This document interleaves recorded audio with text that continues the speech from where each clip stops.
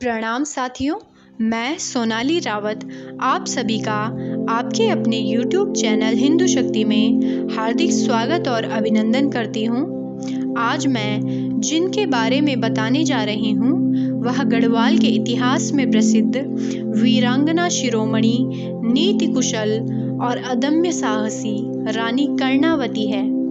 वह देवभूमि उत्तराखंड की वह रानी है जिसने अकेले ही 30,000 मुगल सैनिकों को हराया था।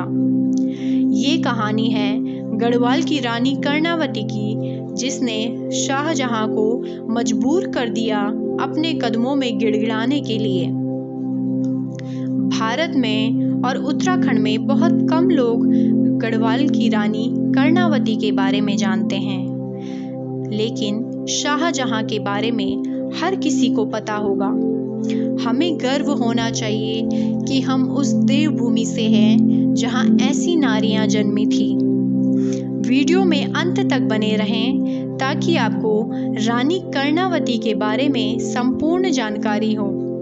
आइए जानते हैं रानी कर्णावती के बारे में। रानी कर्णावती को नागकटी रानी यानी नाक काटने वाली रानी भी कहा जाता है। रानी कर्णावती पंवार वंश के राजा महिपत शाह की पत्नी थी। महिपत शाह और रानी कर्णावती का एक पुत्र था, पृथ्वीपति शाह। जब महिपत शाह की मृत्यु हुई तब उनका पुत्र मात्र 7 साल का था। तब उत्तराखंड का शासन रानी कर्णावती ने संभाला। राजा महिपत शाह के सेनापति थे माधव सिंह भंडारी।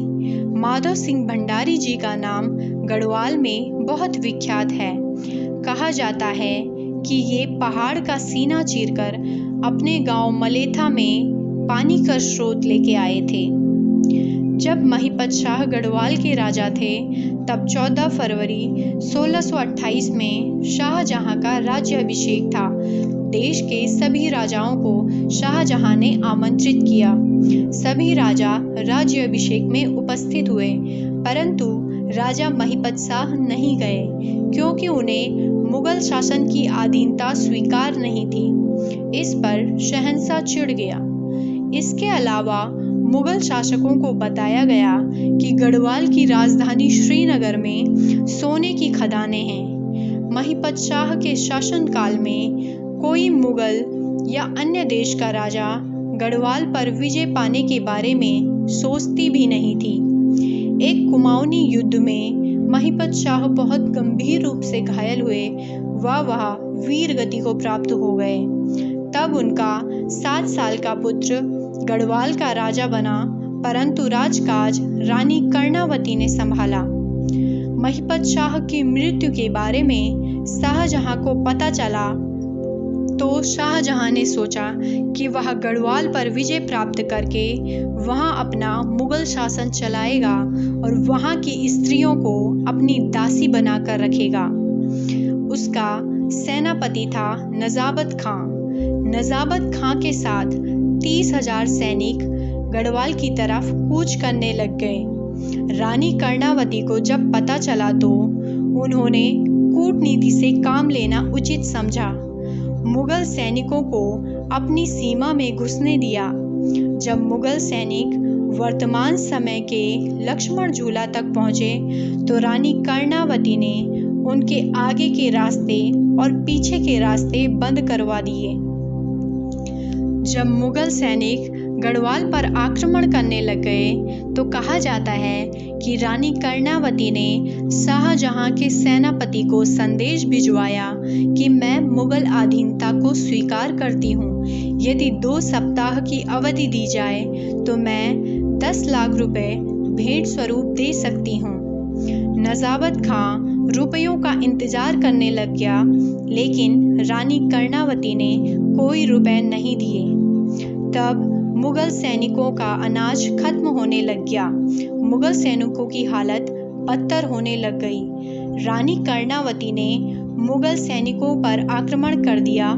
रानी कर्णावती ने कहा, मैं मुगल सैनिकों को जीवन दान दे सकती हूँ, परंतु इसके लिए उन्हें अपनी नाक कटवानी होगी। मुगलों को लगा नाक कट भी जाए तो क्या हुआ, परंतु जीवन तो रहेगा। तब रानी कर्णावती ने 30,000 मुगल सैनिकों के नाक और कान काट दिए थे। मुगल सैनिकों में शाहजहां का सेनापति नजावत खां भी शामिल था। शर्म के मारे उसने अपनी जान दे दी थी।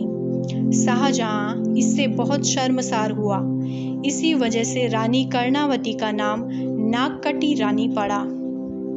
फिर गढ़वाल की रानी कर्णावती ने गढ़वाल राज्य की विजय पताका फिर शान के साथ फहरा दी।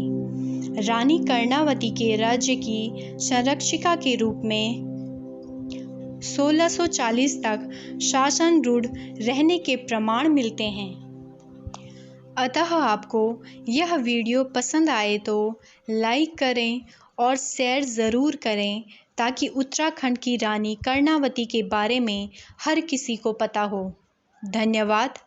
जय हिंद, जय भारत, जय उत्तराखंड।